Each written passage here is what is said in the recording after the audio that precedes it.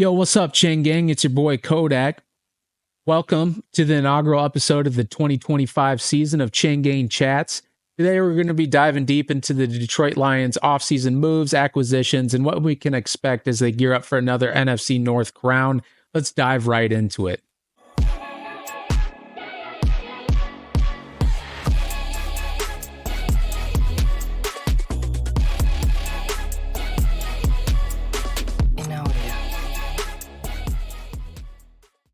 Since this is my first episode of the 2025 season, I wanted to catch up with all the other YouTubers out there of covering the Lions and just do a recap of 2024 moving forward to where we are now.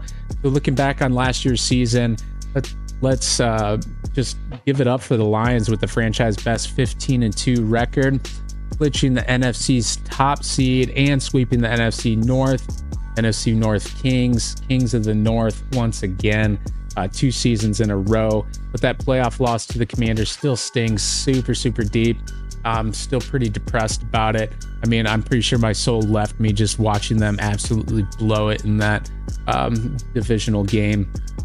The regular season dominance is cool and all, but the postseason's where the legacy gets written, let's be honest. So now the question is, can they push deeper this time to make it to the Super Bowl for the first time in Lions history? Guess we'll have to find out, and hopes are high. In the offseason here, there's a lot of coaching changes and a little shakeup on the sideline. Ben Johnson departed for the Bears head coach gig.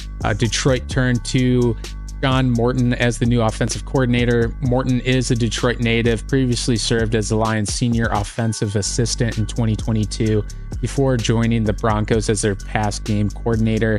His familiarity with Jared Goff in the offensive system is expected to ensure continuity and success, so don't expect a ton of things to be different with the offensive scheme. Obviously, year to year, there's little tweaks and little things implemented that are different year over year, but overall, it's going to be a similar scheme here, and they should have a lot of success translated to the game, especially with our squad all coming back on offense. They're going to mesh and gel together and just be better than they were last year. On the defensive side of the ball, Kelvin Shepard, congrats on the promotion to defensive coordinator after Aaron Glenn departed to become head coach for the Jets. Shepard, who has been with the Lions since 21, brings a wealth of experience and continuity to this defense. I don't even know if he realized it, but you kind of see behind the scenes in Hard Knocks, this guy was getting groomed to take over as a DC all along when Aaron Glenn and Dan Campbell came into the system and hired this man. And now it's his time to take on the reins and make his impact as the defensive coordinator. And this guy's amped up. He's fired up. He's screaming, yelling, jumping up and down. He is definitely a Lions Dan Campbell guy. So can't wait to see this guy achieve excellence with this defense this year. We had a lot of free agency signings this offseason to bolster up this roster. So let's get this Detroit buzzing defense and offense in mind with our free agent acquisitions to help this team along. DJ Reed, most notably, is our biggest signing. Cornerback. This guy played for the Jets, and we signed him to a 3-year deal, $48 million. And let's be honest, this is a steal of a deal. Let Brad Holmes cook. Let's do it. This guy is an elite man coverage guy. He's very stable, and he is definitely a top 10 guy in this league at corner. We did lose Carlton Davis in the offseason, so expect an upgrade in DJ Reed. I mean, this guy came from the mud, blue-collar guy, works his way up from nothing, and he is just an elite guy. So expect an upgrade over Carlton Davis with DJ Reed coming into the system. And then we also signed Avonte Maddox from the Eagles, Super Bowl winners. This guy is an elite slot coverage specialist, very versatile, and he's really good at doing secondary blitzes, as you've seen with the Eagles defense. So when you take a look at this, I mean, let's be honest, these guys are veterans in this league, been around, have played at elite levels. They're really going to help develop, Terrion Arnold in this secondary coming into year 2. I mean, it sounds very potent. This is going to be a really good corner group this year. We also signed Roy Lopez, defensive tackle from the Cardinals, to a 1-year, $4.65 million deal. He's an interior disruptor. And most notably, he did not get injured and started every game last season. for the Cardinals. What was our biggest downfall last year was our defense had 5 bazillion injuries. So this is great to see. They're making smart signings. Once again, Brad Holmes with these 1-year deals where there's not a whole lot of cap risk here. It's prove-it deals. Make sure they're growing and then bringing in guys that will stay healthy. Our biggest signing from the draft, Talik Williams, first-round pick out of Ohio State. This guy's an absolute monster of a man. And the biggest notes that we take after the fact, after the draft was over, is this man's football IQ is through the roof, and his quickness, speed, and agility for being as big as he is just a very rare trait to have. I mean, you can see the way he positions his body with leverage just to be able to stuff the run. Very, very impressive guy. I mean, let's be honest, all Lions fans were scratching our head a little bit on draft day when we took a defensive tackle. Everybody was screaming edge rusher, of course, but after things settled in, I think everybody came around and realized that this is a great pick. We won't have Aleem McNeil to start the season, so we're going to have this guy filling in rotationally, and he's probably going to start the year because of Aleem McNeil's injury. And this is great depth and rotational and immediate impact player. We also signed Zach Cunningham, linebacker, huge veteran signing, brings 9 years of NFL wisdom to this Lions defense.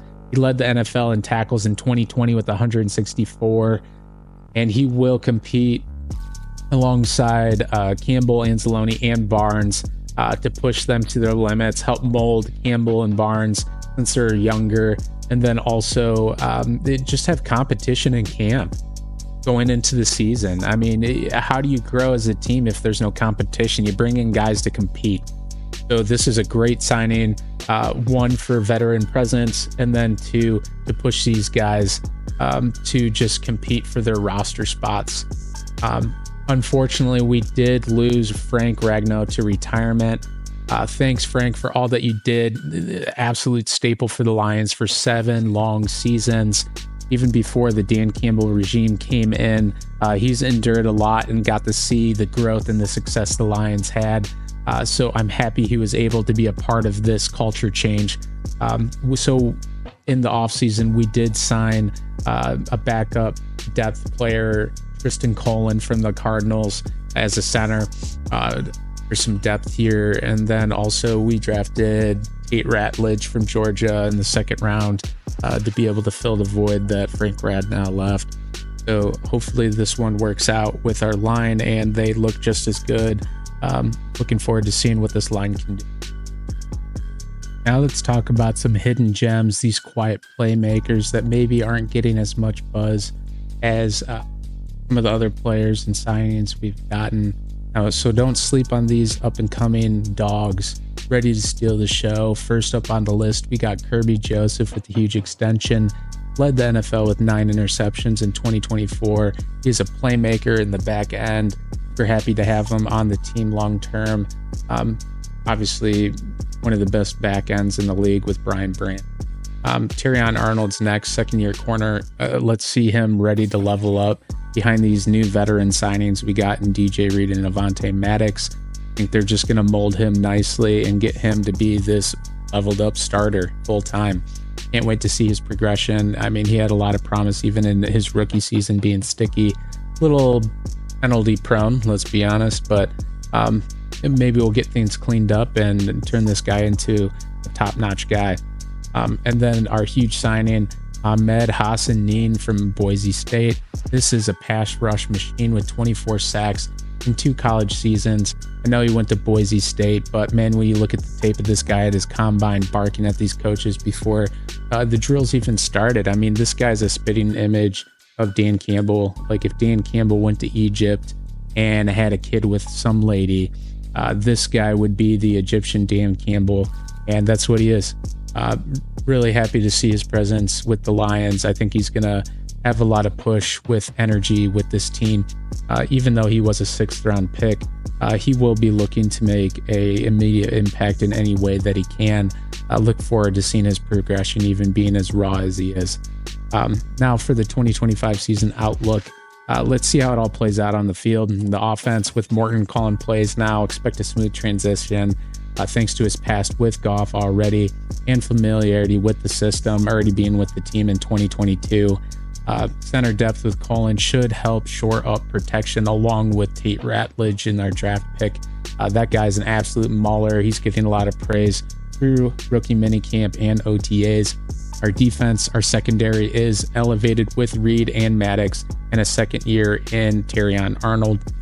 Our front seven gets veteran depth with Lopez, and then we're going to get Aleem McNeil back from injury at some point this season. Really happy to see this team develop, along with Aiden Hutchins coming off a season-ending injury. And then we'll also have our Marcus Davenport come back as well. So huge. I mean, the guy, he's looking really good. We're getting good reports that it looks like he hasn't skipped a beat coming off an injury. Hutchinson is going to be ready, 100% ready to rock and roll going into the season. Then we also bring in Cunningham in the linebacker group, where he'll bring lots of structure to this group, veteran wisdom and presence. We're looking forward to see this defense be elevated. Definitely a huge upgrade from last season. Happy to see them building this team out on defense a lot better. Special teams, super underrated. Big alert between Stewart, Turner, Cunningham in the offseason. It's definitely going to be even better, even being one of the most elite special teams squads in this league. So expect big things from them again. I know they took a lot of pride in special teams last year. You hear Dan Campbell talk about, the team played great on all fronts, offense, defense, and special teams. He took into account all those different things. The special teams unit isn't just some underrated aspect of the team. He values it a lot, and bringing in these guys that have huge special team presence just reinforces that. So some final thoughts here.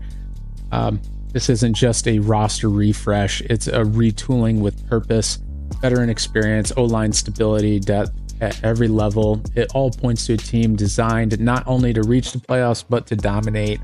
Health and execution are the final two pieces. The Lions squad is locked and loaded. Super Bowl caliber? Absolutely. That's it for the Chain Gang Chats episode 1, which was a preview of the 2025 season. Don't forget to hit subscribe. And don't forget to drop your takes down in the comment section below. Let's ride this season together and keep the roar alive. Thanks for watching Chain Gang Chats, and see you in the next one.